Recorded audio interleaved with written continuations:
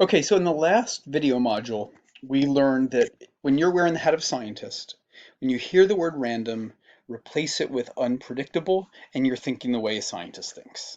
Okay, that's the only way that the word random is defined. And what we're going to do here is introduce non-Darwinian, or you could argue random or unpredictable forms of evolution. You can call them non-Darwinian. Sometimes they're called processes, mechanisms. Really, these are also theories of evolutionary change that were not invented by Darwin. The textbook covers a few other ones that we won't cover if you're really interested in this, and other ones exist. But we're going to focus on two that are really quite different from one another so that you get a sense of kind of the variation in really 20th and 21st century knowledge of evolutionary change. For now, I'm just going to very quickly introduce them and we'll get into details later on. I get so excited with these lectures. So the first is evolution by mutation. And for now, I'll just simply say that a mutation is a spontaneous change in DNA. Okay, new genetic variation forms because of some change in DNA. Okay, we'll get more formal later. Another one is pretty complicated. The way the textbook describes it covers a range from pretty subtle to pretty dramatic. We're going to keep this dramatic just so it's kind of distinct, but it doesn't have to be quite so dramatic. But for us and for our exams, ooh, that made me think of some good possible exam questions. It's going to be some catastrophic, very dramatic change in the environment that's going to have a really big impact on the population. And typically, we're going to have these two key words used here. A bottleneck event refers to the catastrophe itself. We'll see why in a second. And then the founder effect is basically the impact on the organisms, the population, okay, the species. And so we'll call this genetic drift. And again, we'll get more details later on. Both of these, you can see from the titles, require knowledge of how genes work, how genes are passed from ancestors to descendants. They require knowledge that simply wasn't available until really actually World War I, World War II, and later, knowledge of genetics. And once we understood that, we could see how evolutionary change could happen in ways that Darwin could not have predicted. He would have found these actually really exciting if he had understood genetics better. And then we're going to compare these with Darwin's idea of selection. And here I'm just going to call it selection. It could involve natural selection, it could be human selection, it could be sexual selection. This thing I call visa, some process of kind of genetic inheritance combined with differential survival and selection of some over others, creating adaptation. And by now, if you've been paying attention, you should very clearly see that if you know a little genetics and a little ecology, a little bit about the organisms, a little bit about their environment, we can predict the outcome with a high degree of accuracy, which means the future in Darwinian evolution is not random. It is by and large fully predictable. Maybe not all the details, but in a general sense, we can predict the outcome. And in last week quizzes, you were predicting the future. What's going to happen to these iguanas? What's going to happen to these fish? What's going to happen to these insects? You can predict the future with a little bit of knowledge. Now, if you don't know that knowledge, you don't know biology, yeah, it's going to seem mysterious and magical and random. But if you know biology, which you're all here learning biology, you can predict the future. In these two above, even if you know details about genetics, you can't predict the outcome. After it happens, you can figure out why it happened. You can still scientifically study it, but you can't predict with any degree of accuracy what's going to happen here, even if you know actually quite a lot. Okay, so we're going to compare these non-Darwinian mechanisms with Darwinian evolution. Okay, so let's start with mutations. So we already basically defined that mutation is a spontaneous change in DNA that creates a new genetic variant that wasn't present earlier. Okay, and I'm not going to go into the details. If you take 1198 or genetics, you'll learn about all the different cool ways that mutations can happen. Some are more rare, some are very common. But either way, for our purposes, it's a genetic change. And typically, what we know from the study of genetics and evolution is that a mutation tends to be pretty rare. Like out of every nucleotides of AGCT that gets copied, about 1 out of a million to 1 out of a billion of those will have a mutation. Now, very importantly, um, you could have a mutation in your skin, in your body parts, okay?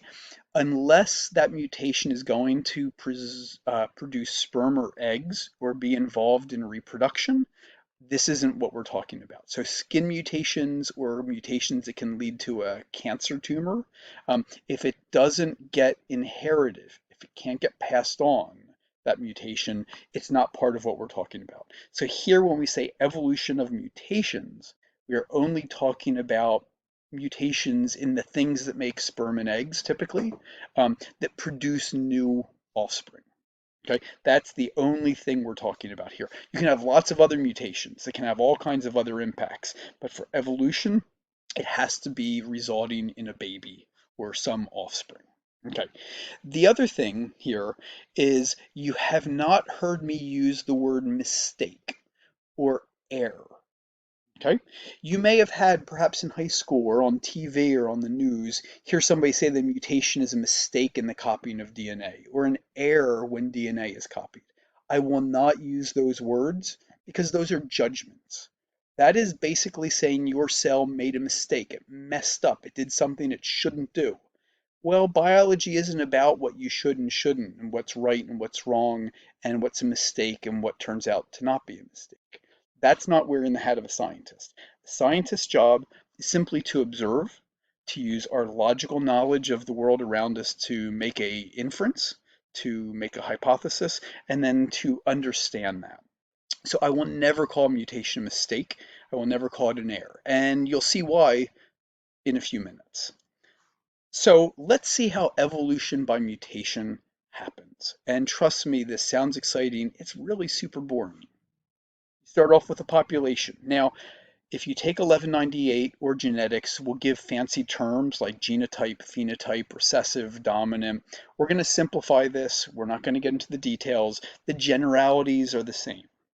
Let's say these are different individuals, different organisms in one species. So they're all able to reproduce with each other.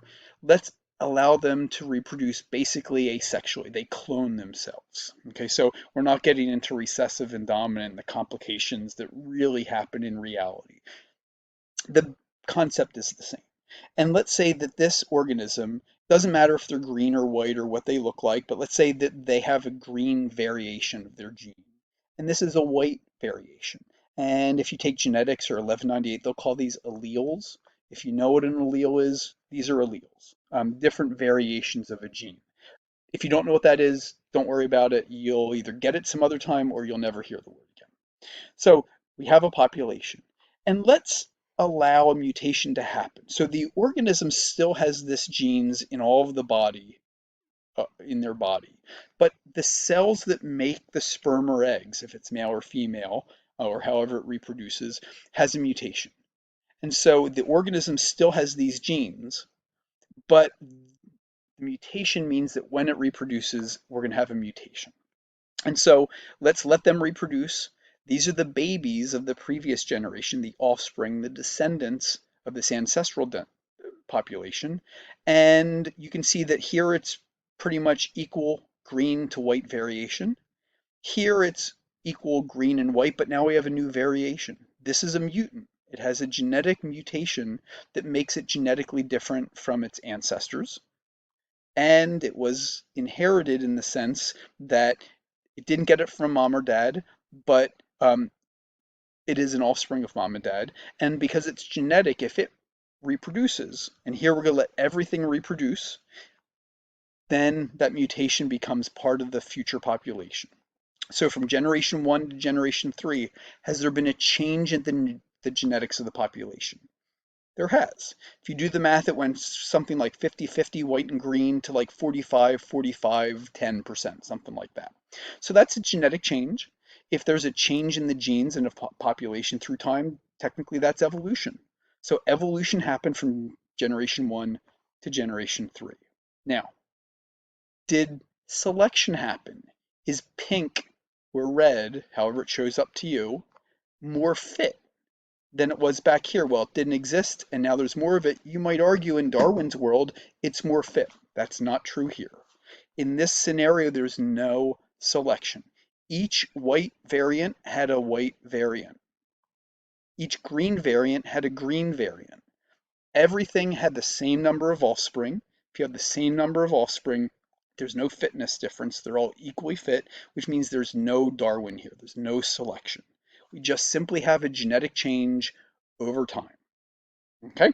That's what mutation is. Evolution by spontaneous changes in DNA.